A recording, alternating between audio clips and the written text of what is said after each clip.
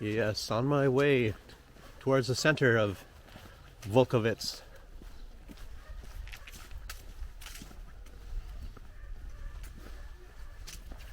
Probably some kind of a school. Looks like it would be a school.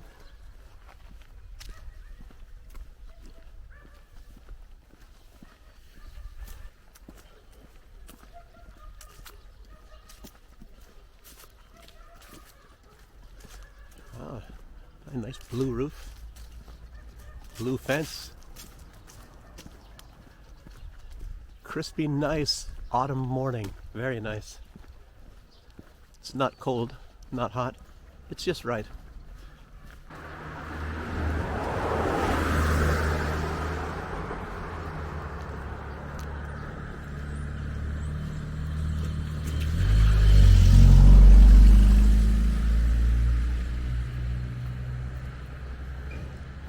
Still some apples on the tree. Nice, beautiful red apples.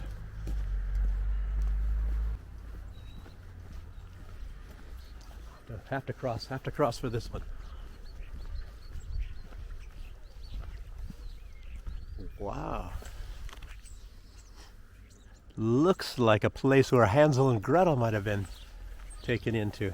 Wonder if they have a nice oven in there. In any case, the next destination is the Catholic Church you see right in front of us here.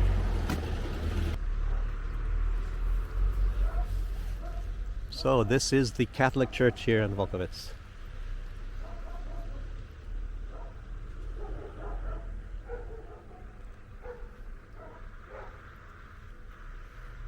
I don't think it's open. May as well give it a shot, see if the door's open. Sure, why not? Look at this. This is built for the future in case people start to become like 10 feet tall, so they can fit through this door. Ah, not open.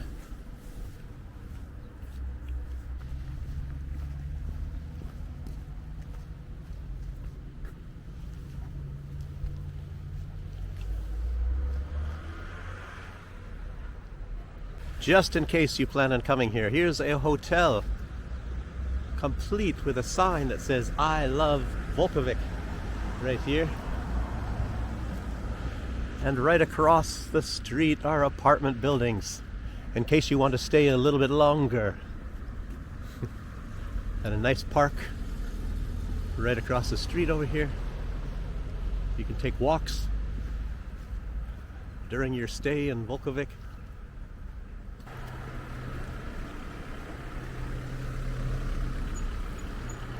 Going to the city center. Beautiful maple tree in its autumn colors.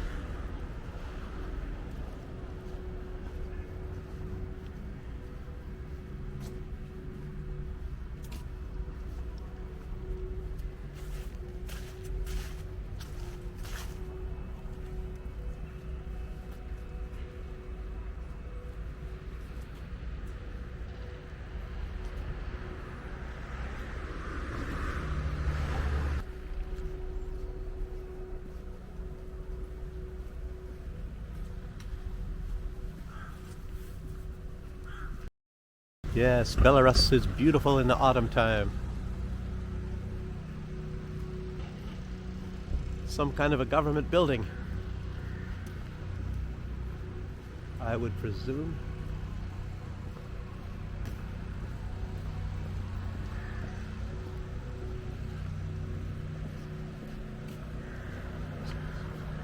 Looks like some sort of a red square here.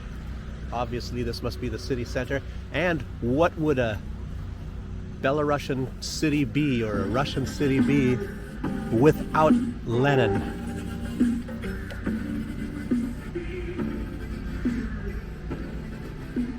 A lead Lenin. Lenin made of lead. What better can you imagine here?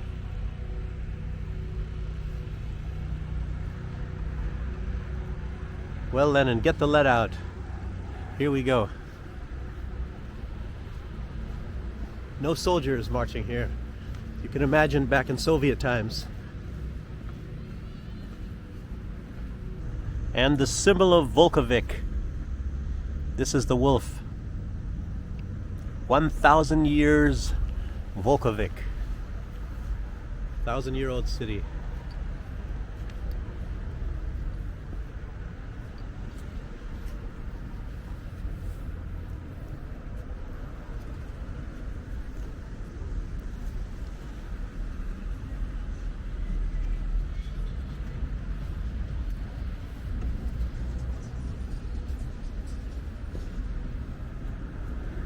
Yes, I'm still in Volkovitz here on 10th of October 2022, and yeah, behind me is somewhere back there is Lead Lenin.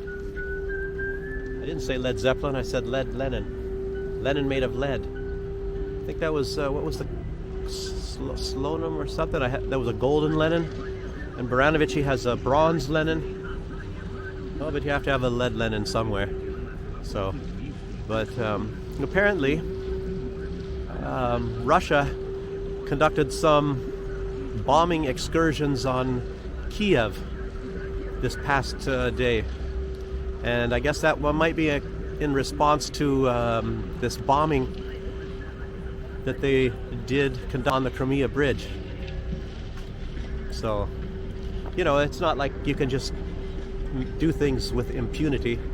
And right after that bombing on the Crimea Bridge, a lot of these Ukrainians were celebrating.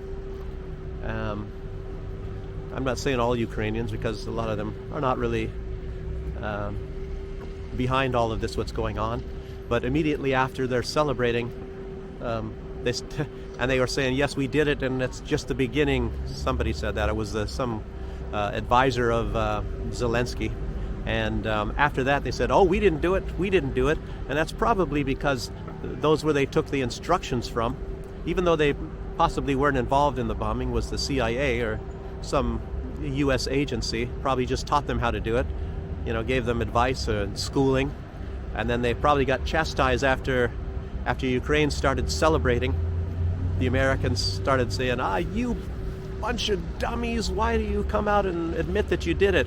You know, you have to do like we did in the pipelines and act like, wow, this is a surprise. We don't know who did this. Oh, what a terrible act. You know how the U.S. is. So Ukraine just reacted wrong.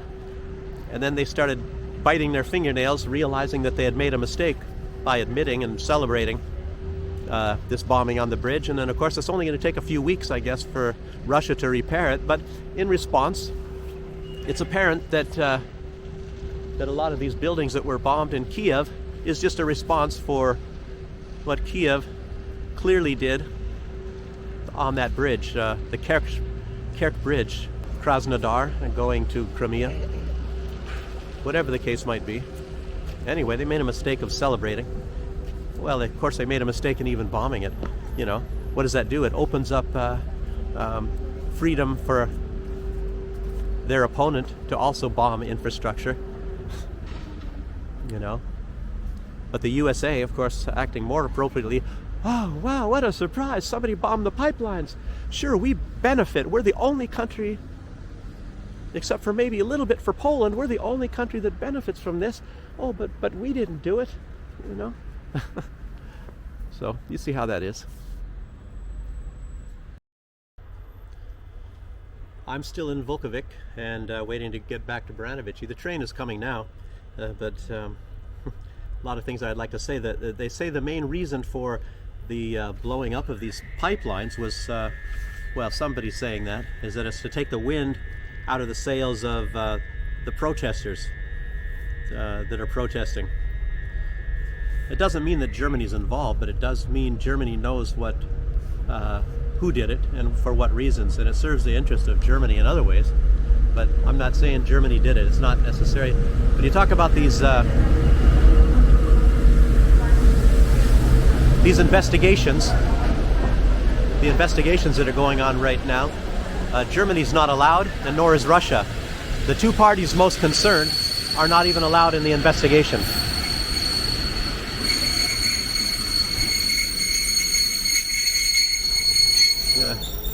It tells you something, doesn't it? Well, made it back to Baranovich, you know. And as I was saying before I left the wolf den, that these, any kind of motivation for Germany to be involved is just it's kind of a stretch, being involved in destroying the pipelines. But as I'm saying, it's very probable that they know who did it. And it's just like the reason why they'd never even open up that pipeline, because the United States made it very clear to them that there'll be heavy repercussions if they ever do. And they said one way or another that pipeline will not be working. So it's a veiled threat, and obviously it's undeniable motivation for them to destroy that pipeline. The United States is what I'm saying, not Germany. But nevertheless, another obstacle in this World Economic Forum plot to rule the world is Russia just now assigned a general to be in charge of this special military operation. And even though I can't quite remember the name of this general, he was a general in the war against Chechnya. He was also a general in Syria for the Russians, and he got the name General Armageddon. And I believe there are like accusations of war crimes against him from the United States and who knows what, but he just doesn't mess around, and now he's in charge of the special military operation. So what does that tell you?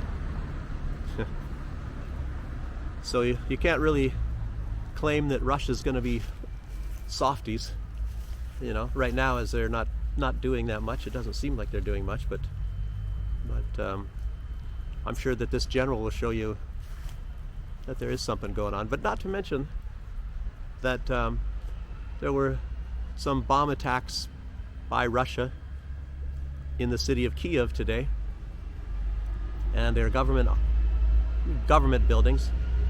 Which buildings these were, I don't know. You know, that'll be coming out probably, maybe by the time I post this video, we'll hear a lot more about what these targets were. But Russia said that they were successful, these attacks. So I don't know, more and more escalations, and I'm just hoping no innocent Ukrainians died in this. You know, obviously the Ukrainians are a little bit less queasy about killing innocent Russian lives. You know, some of these atrocities are just unbelievable. If there's anyone killed by Russia, you know, any innocent civilians, it is apparently done by accident. But the other side, with their nasty ideology, Nazi ideology, they're doing the killing on purpose. So, and it's a disgrace to the Ukrainian people to have these people in charge and running things there. But one general thing, General Armageddon? No, I mean one general thing that I've been noticing that's very possible. It's just a theory of mine. You might disagree with me. You might have reasons to say that it's not a good theory, it's not sound, but I'm sort of thinking that everybody talking about Putin not being hard enough, it might be a strategy. It's sort of, you know, based on that expression, he who digs a hole will surely fall in it. So you might want to remember that the United States was saying they're going to bleed Russia white, and it's turning out that Russia is bleeding the West white. As you see, they can't pay their heating bills. Prices are going up. Inflation is going wild in the West. It's even happening in the United States. And now look what happened with this oil cap price. You know, what do you call it? A machination, you know, by Europe and the United States to put a cap on the price of Russian oil. You know, not even stopping to think that oil that Russia is a part of OPEC, and that an oil price cap on Russia is going to harm just as much Saudi Arabia. But of course, all these other sanctions that are going along with this oil price cap, designed to hurt Russia. I can't see why they're not going to force those through. And it's actually a sanctions against any kind of products made from oil, as well as products that don't have anything to do with oil. These are far-sweeping sanctions. They're sanctions to end all sanctions, technically. It's out to do the final blow on Russia's economy.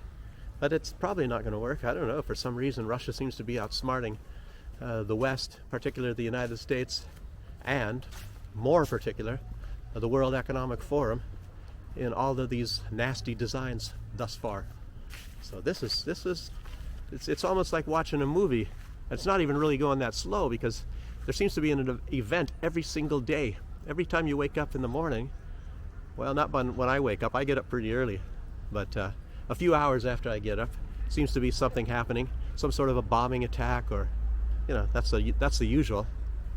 And you see some repercussions from some other decisions that are made from the machinations of the collective West and their masters in the World Economic Forum. The United States, of course, is the big lieutenant in charge of all of their forces, in Europe and a few in Asia, like Japan. It's getting nasty. But like I said, he who digs a hole will surely fall in it, and you could come up with other expressions too. And luckily, Putin's no dummy, but these people are going to be suffering, for their machinations more than Russia is, and it's actually a good thing for all the rest of us, because it isn't Russia against the United States. It's actually, ethical, clear, and humanitarian thinking against evil people. Because if you look at what's going on, what is Germany and the United States doing? They are willing to make their own people suffer to the maximum just to get Vladimir Putin. It shows you how much they care about their own people, And of course, they're not even getting Vladimir Putin. Maybe Russia will be knocked down a few notches, but who's going to suffer more? The German people are going to be suffering much, much more. So will a lot of the European people, and so will others, like in America. And I've even heard that now Ukraine that had all that oil and gas saved up, I don't know what happened. Maybe that was a big hoax, but now they're going to be suffering. Now they need fuel, and of course they're the ones that turned off all the pipelines that went through their country, the Druzhba and the Socom, I think is what it was called. Anyway, some of the major pipelines that fed Europe gas, the Ukraine, they're the ones that closed the taps on that. These are real. That's another. He who digs a hole will surely fall in it, and I guess they're falling in that hole too right now. So, yeah. Well, we'll see how this works out further. I guess the fun never ends. I really do feel sorry for these people in Germany. These are innocent people, just like the Ukrainians, the Ukrainian people. In spite of the fact that a lot of these poor Ukrainians were incited to have an ideology of hatred rather than, to just. There's a lot of different directions they could take, but they'd rather take this hatred, that's inspired by their government. Boy. I really hope that the Germans wake up, and that the Ukrainian people wake up, and then you oust these nasty people, and get leaders like Vladimir Putin or Viktor Orban or Alexander Lukashenko or even MBS. He's even better than they are. So, or maybe Giorgia Meloni. Well, I guess it's starting. So hopefully we're going to see more people that care for their people rather than these arrogant, selfish people. Till next time.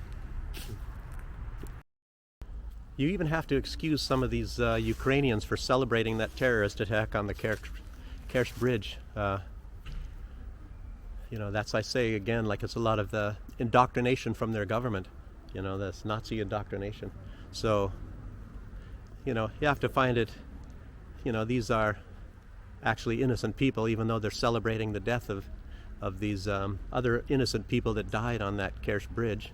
That's the incitement and the indoctrination from their government to to revel at the death of other innocent people, that are not the cause of any of their problems. And even at the core of all of this, the reason why that some of these people are incited to have total and utter hatred of the Russians, they hate and hate and hate the Russians, is because of mostly propaganda.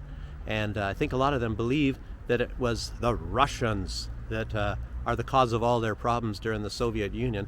And they seem to lose sight of the fact that for the vast majority of the Soviet Union, it was run by Ukrainians or Ukrainian sympathizers. There were Brezhnev was Ukrainian, Khrushchev was Ukrainian. Right there, that's most of the history of the Soviet Union. And a lot of the other leaders that maybe you'd call them minor leaders, they were like half Ukrainian.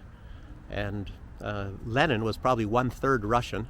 He was part Swedish and German, and yeah, and I think it was it Andropov or Chernenko that was also part Ukrainian. Anyway, you can't say that it was Russia that is the cause of all their problems, when of course it was a Soviet Union. And not to mention the fact that Lenin, he gifted the Donbass to Russia. In a lot of way, part of this is his fault for being so generous to Ukraine, and so many other generous to Ukraine. Khrushchev, in 1954, he gave the Crimea to Ukraine, when the Crimea never has anything to do with in Ukraine. It's never, even during that time, it was never even part of Ukraine. So they want this territory. And then let me tell anybody who's watching this, if it's any news to them, a lot of this backroom dealings that are going on is, and why they've been so frothing at the mouth to get the Crimea, is because the deal with the United States was for the Crimea. The United States wants the Crimea. Foreign powers have always wanted the Crimea. Great Britain wanted the Crimea. Because if you own the Crimea, Russia will cease to be an empire. It doesn't exist anymore. And that, of course, has been a goal. And why do I say this? Why do I say this? Maybe it's because I sat in military classes a lot of the time. You might know I did 7 years in the military, and then I was in university for Soviet studies. And a lot of what I learned was one of the ultimate goals, one of the long time orgasmic goals of the United States is to take the Crimea away from Russia, or to kick Russia out of the Crimea. That has been a major goal, and don't think that Russia doesn't know that. So I've heard that all my time in the military. So don't let that be a surprise, and don't think that anything else is actually the end goal. That was the goal of the United States, and that's why Ukraine is so important.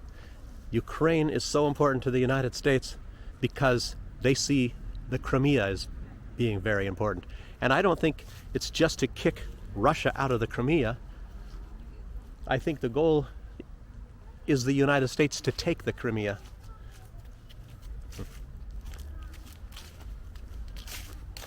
That part is just theory on mine, on my part.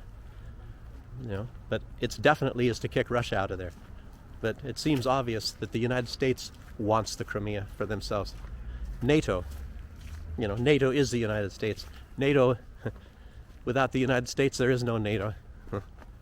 It shouldn't be that way. And I hope the Europeans sometime get some, some balls, and maybe one day they will stop being the vassals, which is what they are, and they all know that they are. These are all weak leaders. These are puppet leaders, and they know it. Even John Bolton just explained that just a few days ago, right into their face, and said, "You guys are our puppets." So they are puppet leaders. Olaf Scholz is a puppet leader, and Merkel had to go because she was straining at the leash there a little bit, But these are puppet leaders, and they all know that. And I wonder if Meloni, like I said, this Meloni, she seems to have I don't know, more balls or bigger balls than Macron and Schultz and most of these people put together. I guess the only one that really does have balls is Orban. I don't know. Some of these other people are starting to wake up a little bit too. Who is it? I don't know if it's Slovakia or Slovenia. I get it mixed up. And I'm not a political analyst. I don't make any world decisions. So it's one of those two. I think there's a few people that are waking up. But Turkey, of course, you know, even though they're in NATO, Turkey's its own country.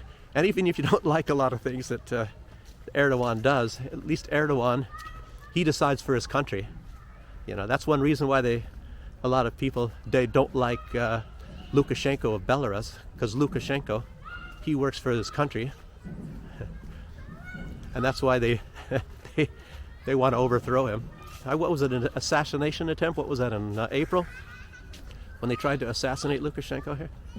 No, it was May, I believe. I think it was on one of those, near that celebration of Victory Day, you know. Anyway, this is all fascinating news, you know. I'm not giving you any sources here. You can all look that all up for yourselves. Very fascinating. Okay, until next time.